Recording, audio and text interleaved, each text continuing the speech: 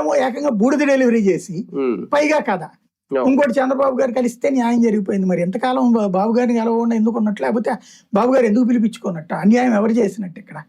ఇందులో ఇంకోటి ఏంటి, రోజు పోలీసు అధికారుల మధ్య మీటింగ్ జరుగుతూనే ఉంటది, కాన్ఫరెన్స్.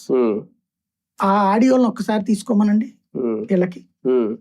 రోజు లోకల్ పోలీసుల దగ్గర నుంచి కమిషనర్కి ఇన్ఫర్మేషన్ వెళ్తాయి, కమిషనర్ డీజీపీకి ఇన్ఫార్మ్ చేస్తారు. కాన్ఫరెన్స్ కాల్, ఎవరు చట్టబద్ధంగా అరెస్ట్ అయ్యి ఉన్నారు, ఎవరు చట్టవిరుద్ధంగా అరెస్ట్ అయ్యి ఉన్నారు, వాళ్ళ దగ్గర నుంచి ఏం రాబట్టారు, వాళ్ళని ఏ కేసుల్లో ఇరికించబోతున్నారు, ఎన్ని మాట్లాడుకుంటున్నారు డైలీ.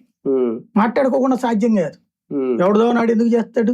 దాదాపుగా ఇవాళ 100కి 75 కేసులు ఇరికించుకునే కేసులే, అవతల వాళ్ళని ఇరికించాలనుకున్న కేసులే నడుస్తున్నాయి. పోలీసింగ్ అనేటువంటిది ప్యూర్లీ పొలిటిసైజ్ అయిపోయింది ఇప్పుడు ఈ ట్రిప్. ఇదివరకటి రోజుల్లో కాపాడడానికి చేశారు జగన్ టైంలో. అప్పుడు 30% పోలీసింగ్ కరప్ట్ అయితే ఇప్పుడు 70% పోలీసింగ్ కేసులన్నీ కూడా ఈ టైప్ లోకి వచ్చేసినాయి. నెక్స్ట్ ఇప్పుడు 100% అయిపోతుంది. తమిళనాడులో ఎట్టయితే నీ పోలీసు నా పోలీసు అని ఉంటుందో, చివరికి విజయ్ వస్తే ఇప్పుడు కొద్దిగా మరి ఇప్పటికీ అతను మాట వినేటట్టు పరిస్థితుల్లో ఉన్నట్టుగా అనిపించట్లేదు అక్కడ. అలాంటి స్టేజ్ తెస్తున్నప్పుడు వైసీపీ పోలీసు టీడీపీ పోలీసు అనే ఫీలింగ్ టీడీపీ తీసుకొచ్చింది. దాన్ని ఇంకా ఇంపాక్ట్ ఎక్కడికి పోతుంది. ఇక్కడ ఈ సమస్యని హైలైట్ చేయడంలో ఫెయిల్యూర్ జరిగింది ఏంటయ్యా అంటే మీడియా.